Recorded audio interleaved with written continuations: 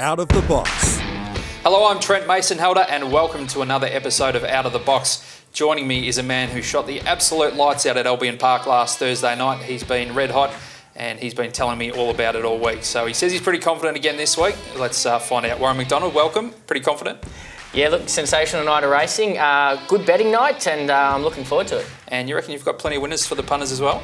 Yeah, I think there's plenty of favourites that are going to salute anyway. All right, maybe a big all up there on the card. Let's have a look at what we'll be covering. We'll focus on the Superstayers Invitational, race number 8 on the card. What a field it is, headed by Tornado Tears. We'll have a quick look at races 4 and 5 on the card, at best and best value, and then Warren will finish up with his quaddie, which he nailed last week. I think it was about 5 times the outlay, and he says it's a painted on certainty again this week, so make sure you got your pen poised for that. The Superstayers Invitational is an absolute corker. We've got the small field of 4 there, but quality with a capital Q off the inside. Jalapeno, who was so good last week. Rip and Sam box 3, Tornado Tears out of 5, the favourite, and Champagne Sally off box 7, the local.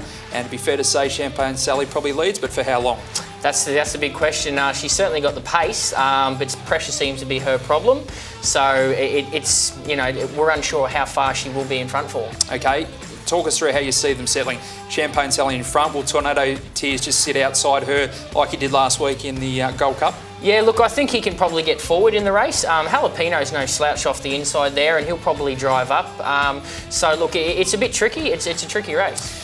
With the small field of 4, how does this differ to a normal race with 8 runners? Is it somewhat, can it be trickier for dogs? Like, could we potentially see Tornado Tears get beaten here in a small field of 4 as opposed to last week where he was, a raging favourite and everyone was jumping out of trees to back him? Absolutely. Robert Britton can't split the two. He says he's not sure who the faster of the two is.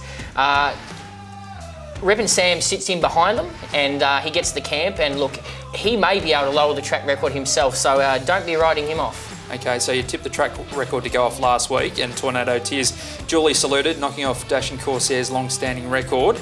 It sounds like you might be in favour of a bit of an upset here. Am I reading the tea leaves right that you're going for Rip and Sam? I'm going for Rip and Sam. The track is racing much faster, hence the reason Tornado Tears was able to lower it after copping a check.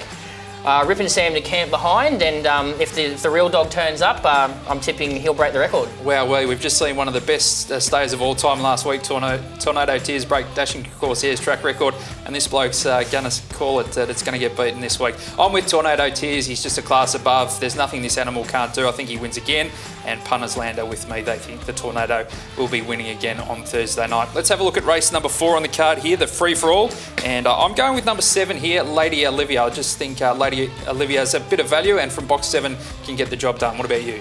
Very tough race. There's 8 chances. There's 8 winners. I've settled with Call Me Hugo from box 2. I'm hoping he's able to drive through at the first turn and get the chocolates. Okay, punters land are with you on this occasion. They are tipping Call Me Hugo. Race number 5 on the card. I've gone for the one off box 3 here for Breek. Yourself?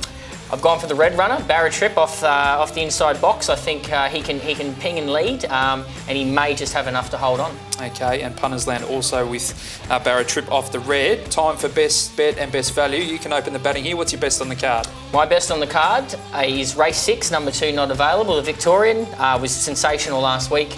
It draws the inside box, grows a leg, and looks to be far too good for these. Best value? Best value comes up in the 600 metre race where Benali is set to be the raging hot favourite. I've gone with Miss Minaj, number 4. Okay, so that's race 7. My best also not available, so we're in unison once again.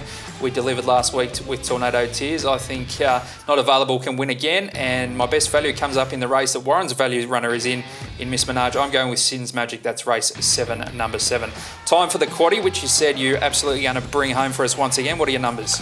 Yeah, look, in the first leg, I've gone with 1, 2 and 3. My second leg stood out not available from box 2. My third leg, I've gone with 3 and 4.